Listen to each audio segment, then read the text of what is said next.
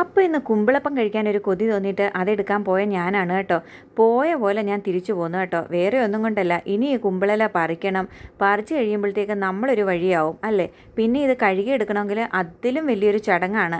പിന്നെ എന്താണ്, അപ്പോൾ ഇന്നൊരു എളുപ്പപ്പണി നോക്കിയാലോ എന്ന് കരുതി ഞാൻ ഇന്ന് പ്ലേറ്റിലാണ് കേട്ടോ പുഴുങ്ങിയെടുത്തത്. അപ്പോൾ സംഗതി അടിപൊളി ടേസ്റ്റുള്ള നല്ല ഹെൽത്തി ആയിട്ടുള്ള ഒരു ഐറ്റമാണ് കേട്ടോ. നിങ്ങളിത് മിസ് ചെയ്യാതെ കാണണം. കാരണം നമ്മളുടെ വീട്ടിൽ ഒരുപാട് പഴം എപ്പോഴും അധികം വരാറുണ്ട്. അപ്പോൾ അത് വേസ്റ്റ് ചെയ്യാതെ വളരെ എളുപ്പത്തിൽ ഉണ്ടാക്കിയെടുക്കാൻ പറ്റുന്ന ഒരു റെസിപ്പിയാണ് കേട്ടോ.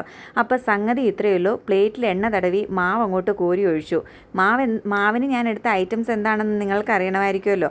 അപ്പോൾ പ്രത്യേകിച്ച് ഒന്നുമില്ല, വളരെ ഈസി ആയിട്ട് വീട്ടിൽ എല്ലാവരുടെയും എപ്പോഴും അവൈലബിൾ ആയിട്ടുള്ള കാര്യമാണ് കേട്ടോ. 2 കപ്പ് ഗോതമ്പൊടി എടുക്കുക, ഒരു 2 ഏലക്കായും കൂടെ ചതച്ച് ആ ഗോതമ്പൊടിയിലേക്ക് ഇടുക. പിന്നെ ഒരു 5 പൂവമ്പഴമാണ് കേട്ടോ ഞാൻ എടുത്തത്. 4 പഴമാണെങ്കിലും മതി കേട്ടോ. ഞാനിപ്പോൾ പഴം കുറേ അധികം ഉള്ളത് കൊണ്ട് ഒരു 5 എണ്ണം അങ്ങ് എടുത്തു. ഏത്തപ്പഴമാണെങ്കിലും കുഴപ്പമൊന്നുമില്ല, ഏത് പഴമാണെങ്കിലും ഇനിയിപ്പോൾ കുഴപ്പമില്ല കേട്ടോ. പിന്നെ ആവശ്യത്തിന് ഉപ്പും ശർക്കരപ്പാനിയും ഒരു അരമുറി തേങ്ങ ചിരങ്ങിയതോടെ ഞാൻ ചേർത്തിട്ടുണ്ട് കേട്ടോ. ഇനിയിപ്പോൾ ചക്ക വഴറ്റിയത് ഇരിപ്പുണ്ടെങ്കിൽ നമ്മൾ പഴത്തിന് പകരം അതെടുത്താലും മതി. അതുപോലെ തന്നെ ശർക്കരപ്പാനിക്ക് പകരം പഞ്ചസാരയും നമുക്ക് എടുക്കാം കേട്ടോ. ഇപ്പോൾ വീട്ടിലെല്ലാം എല്ലാ സാധനങ്ങളും ഇപ്പോൾ എപ്പോഴും ഉണ്ടാവണമെന്നൊന്നുമില്ലല്ലോ. ഉള്ളത് വെച്ച് അഡ്ജസ്റ്റ് ചെയ്ത് അങ്ങ് ഉണ്ടാക്കണം. പണ്ടൊക്കെ ആണെങ്കിൽ മമ്മി ഈ കുമ്പിളപ്പം തലേന്ന് രാത്രിയിലേ പുഴുങ്ങി വെക്കും.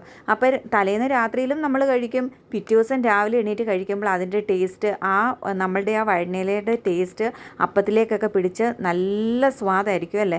നമുക്കിനിയിപ്പം ഇതിനൊരു വഴനയിലയുടെ ആ ടേസ്റ്റൊക്കെ വരണം എന്നുണ്ടെങ്കിൽ നമ്മൾ ആ പ്ലേറ്റിലോട്ട് ഒരു 2 ഇലയും കൂടെ അടിയിൽ നെയ്യ് തടവിയിട്ട് വെച്ചാൽ മതി കേട്ടോ. അപ്പം ആ വഴനയിലയുടെ ടേസ്റ്റ് കൂടെ കിട്ടും. ഇനിയിപ്പോൾ ഇട്ടില്ലെങ്കിലും കുഴപ്പമൊന്നുമില്ല കേട്ടോ. വഴനയില ഇട്ടില്ലെങ്കിലും ഞാനൊരു സത്യം പറയട്ടെ, അതേ ടേസ്റ്റിലാണ് കേട്ടോ നമുക്ക് ഈ അപ്പം കിട്ടിയത്. നിങ്ങളൊന്ന് ട്രൈ ചെയ്ത് നോക്കണം. അപ്പോൾ വളരെ ഈസിയാണ് കേട്ടോ. 2 കപ്പ് ഗോതമ്പ് പൊടിയും അരമുറി തേങ്ങായും ശർക്കരപ്പാനി ആവശ്യത്തിന് ചേർക്കുക. പിന്നെ ഉപ്പ് ചേർക്കുക, ഏലക്കായും ഒരു 4-5 പൂവമ്പഴവും ഞാൻ എടുത്തിട്ടുള്ളൂ. സംഗതി അടിപൊളി ഒരു ടേസ്റ്റി ഹെൽത്തി അപ്പമാണ് കേട്ടോ. കുഞ്ഞുങ്ങൾക്കൊക്കെ തീർച്ചയായിട്ടും ഇഷ്ടപ്പെടും. അപ്പോൾ എൻ്റെ ഈ കുട്ടി വീഡിയോ നിങ്ങൾക്കൊക്കെ ഇഷ്ടപ്പെട്ടു എന്ന് എനിക്ക് തീർച്ചയായിട്ടും അറിയാം. കാരണം ഈ അപ്പമൊക്കെ ഇഷ്ടപ്പെടാത്ത ആരാണല്ലേ ഉള്ളത്. അപ്പോൾ ഇഷ്ടപ്പെട്ട് കഴിഞ്ഞ് കഴിഞ്ഞാൽ സബ്സ്ക്രൈബ് ചെയ്യണം, ലൈക്ക് ചെയ്യണം, ഷെയർ ചെയ്യണം, അതേപോലെ തന്നെ കമൻറ്റ് ഇടാൻ മറക്കരുത് കേട്ടോ.